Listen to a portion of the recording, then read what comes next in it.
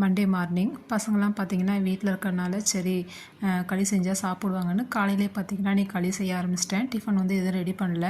களி செஞ்சுட்டு சிக்கன் குழம்பு வச்சுக்கலான்னு சொல்லிட்டு களி தான் ரெடி பண்ணிகிட்டு இருந்தேன். ஒரு 2 கப் அளவுக்கு ராகி மாவு எடுத்துகிட்டு அதோட கொஞ்சமாக தண்ணி சேர்த்துட்டு உப்பு ஒரு 1/2 ஸ்பூன் உப்பு சேர்த்துட்டு நல்லா மாவை வந்துட்டு நல்லா கரைச்சிக்கலாம். பாருங்கள், இந்த பதத்துக்கு கரைச்சிக்கலாம். கரைச்சிட்டு குக்கரில் பார்த்திங்கன்னா ஒரு 2 கிளாஸ் அளவுக்கு தண்ணி விட்டு கொதிய வச்சுருக்கேன். தண்ணி நல்லா கொதிச்சதுக்கப்புறம் நம்ம கரைச்சி வச்சுருக்க மாவையும் சேர்த்துட்டு நல்லா கலந்து விட்டுக்கலாம். அடுப்பை சிம்லேயே வச்சுட்டு நல்லா மிக்ஸ் பண்ணிக்கலாம். மாவு பார்த்திங்கன்னா நல்லா கெட்டியாகிடு, நல்லா வெந்து வந்துடும். இப்போ இந்த டைமில் பார்த்திங்கன்னா கொஞ்சமாக 1 கிளாஸ் அளவுக்கு தண்ணி விட்டு மூடி போட்டு வச்சிட்டோம்னா சீக்கிரமாக வெந்து வந்துடும். லைட்டாக கையில் தண்ணி தொட்டுட்டு இந்த மாதிரி நம்ம களியில் தொட்டு பார்த்தோம்னா கையில் ஒட்டாமல் வந்ததுன்னா களி வந்து வெந்துருச்சுன்னு அர்த்தங்க. நான் வந்து இன்றைக்கி களிக்கு பார்த்திங்கன்னா சிக்கன் குழம்பு தான் வச்சுருந்தேன். காலையிலே பார்த்திங்கன்னா பசங்க நல்லா விரும்பி சாப்பிட்டாங்க. என்னோடய சின்ன பையன் மட்டும் சாப்பிடல, அவனுக்கு பிடிக்கல களியை சாப்பிட்றதுக்கு. நாட்டு சர்க்கரையில் கொஞ்சமாக நெய் விட்டு களி தொட்டு எப்படியோ ஒரு வழியாக சாப்பிட்டான்.